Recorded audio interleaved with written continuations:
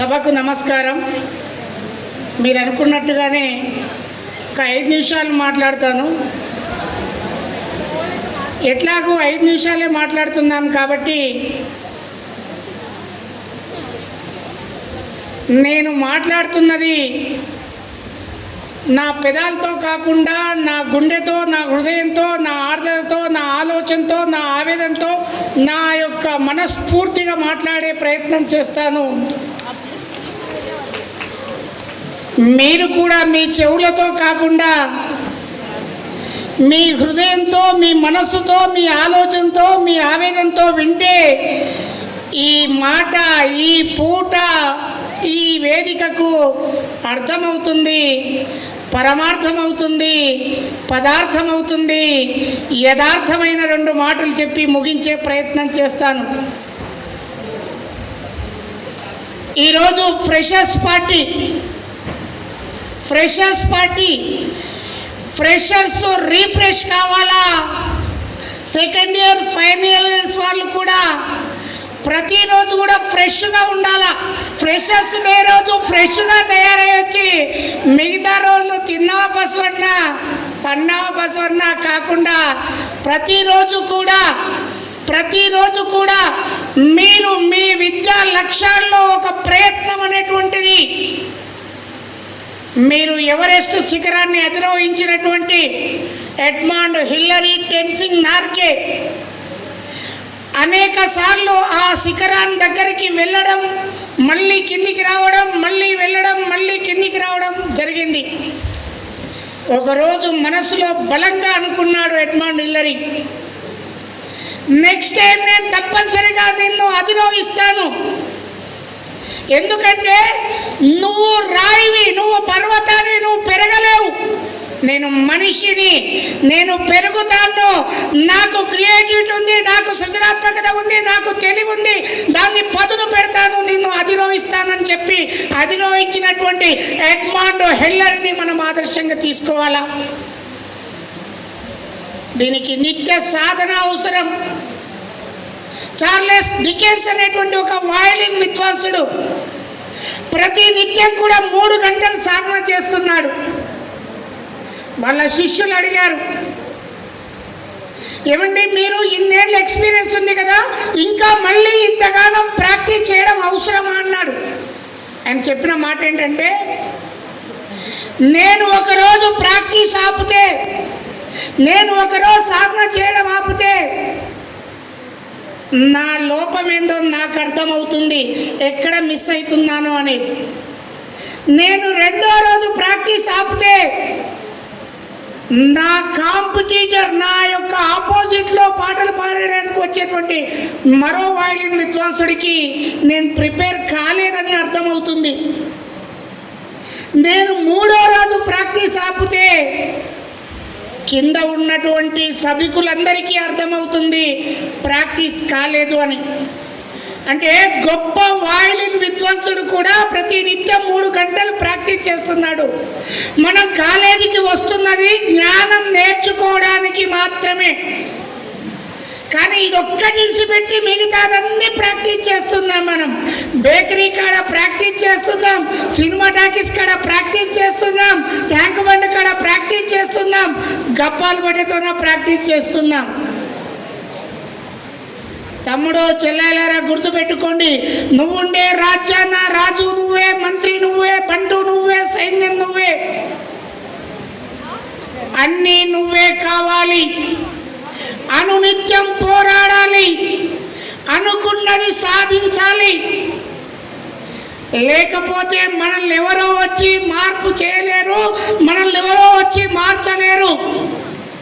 ఒక కవి అంటాడు, ఇటు నుంచే అటు వెళ్ళారు సినిమా హీరోలంతా, దివి నుంచే దిగి రాలేదు మన తారా ఘనమంతా, నీలోనూ ఉండుంటారు కాబోయే ఘనులంతా, పైకొస్తే జై కొడతారు అభిమానులై జనమంతా అంటాడు. నీ లోపల కూడా ఈ సమాజాన్ని, ఈ దేశాన్ని దిశను మార్చే దమ్ము, ధైర్యం, కలేజా కలిగి విజుగీషు ప్రవృత్తి కలిగిన వీర కిషోరాలు ఉన్నారనేటువంటి పాజిటివ్ దృక్పథం జ్ఞానం మనకు రావాలా. నాకేం మాట్లాడడం వస్తుంది, నాకేం పాట పాడడం వస్తుంది, నాకేం సబ్జెక్ట్ వస్తుంది అనుకుంటే కాదు. ఒక సాదాసీదమైనటువంటి మావలీలను సైన్యంగా కూడగట్టుకొని గెరిల్లా అనేటువంటి యుద్ధ తంత్రంతోన అనేక మంది వీరులతో పోరాడి అనేక మంది కోటలను జయించినటువంటి ఛత్రపతి శివాజీ వారసులం మనమంతా. అడవులలో ఆకులలో గడ్డి పొరకలను రొట్టెలుగా చేసుకొని 22 రోజుల పాటు గడ్డిని రొట్టెలుగా తిని యుద్ధం నడిపించిన రాణా ప్రతాప్ను కన్నా జాతి మన భారత జాతి. మన చరిత్రలో నెగిటివ్ అన్నటువంటిదే లేదు. మనం అప్పుడప్పుడు జ్యోతిషులతో పోయి పంచాంగాన్ని చూసి అయ్యో ఇవాళ అష్టం కదా, అష్టం నాడు నవమి నాడు కష్టాలు ఉంటాయి, చవితి బాగుంటుంది కదా, షష్ఠి బాగుంటుంది కదా అనుకుంటుంటాం. కానీ అదే చవితి రోజు వినాయకుడు విజ్ఞానానికి మూలధనం మొట్టమొదటగా పాట పెట్టినటువంటి వినాయకుని యొక్క పుట్టినరోజు వినాయక చవితి రోజు చేస్తాం. సుబ్రహ్మణ్య షష్ఠి చేస్తాం. అష్ట కష్టాలున్న అష్టమి నాడు శ్రీకృష్ణ పరమాత్ముడు పుట్టాడు. శ్రీరామనవముడు రామో విగ్రహవాన్ ధర్మ అని చెప్పుకునే శ్రీరాముడు పుట్టాడు. కాబట్టి నెగిటివిటీని మన బ్రెయిన్లోకి వెళ్ళి తీసేస్తే పాజిటివ్ను మన వైపున పెట్టుకుంటే మనం మన యొక్క జీవితాన్ని, జీవితం అనేటువంటిది, జీవితం ఒక వేట, సాహసం పూబాట. జీవితం అనే ఆటలో నిన్ను నువ్వు గెలిచడమే ఈ యుద్ధానికి అర్థం. కాబట్టి ఆ దిశలో ప్రయత్నం చేసి కాలం, మానం, ప్రాణం ఈ 3 విలువైనవి, తిరిగి రానివి. కాలంతో సమానంగా మానవత్వంతో బ్రతికున్నంత కాలం మానవత్వంతో స్వాభిమానంతో బ్రతికినప్పుడే మనిషిగా మహోన్నతుడిగా అయ్యేటువంటి అవకాశం ఉంటుంది. చివరిగా ఒకటే విషయం చెప్పి ముగిస్తాను. ఇవాళ ఫ్రెషర్స్ పార్టీ ఫస్ట్ ఇయర్ వాళ్లకు, సెకండ్ ఇయర్ ఫైనల్ ఇయర్ వాళ్లకు కలిసిపోయేటువంటి పార్టీ. ఎక్కడో పుట్టి ఎక్కడో పెరిగి ఇక్కడికి వచ్చి కలిసి ఉంటూ, కలిసి తింటూ, కలిసి మెలిసి అడుగులేస్తూ అన్నాదమ్ముళ్ళమనే ఆత్మీయతతోటి మనం తల్లి సరస్వతి ఒడిలో తనయులమై మెలిగాము.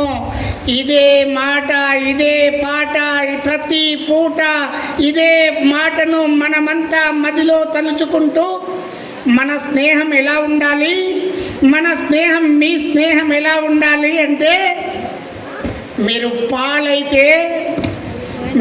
పాలైతే నీ మిత్రుడు చక్కెర అయిందనుకో కరిగిపోతారు.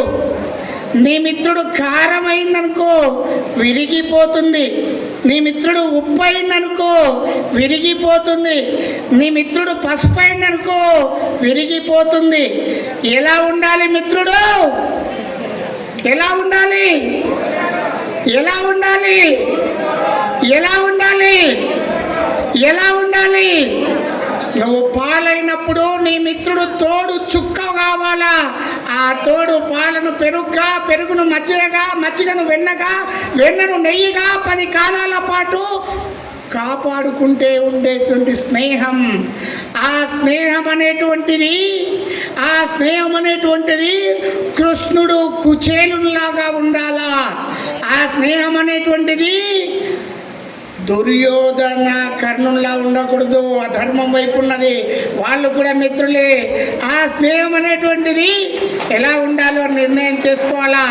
ఆ దిశలో ముందుకు పోవాలని నేను ఈ అవకాశం ఇచ్చినటువంటి మా మిత్ర బృందానికి, విన్న మీకు ధన్యవాదాలు తెలియజేస్తూ ముగిస్తున్నాను.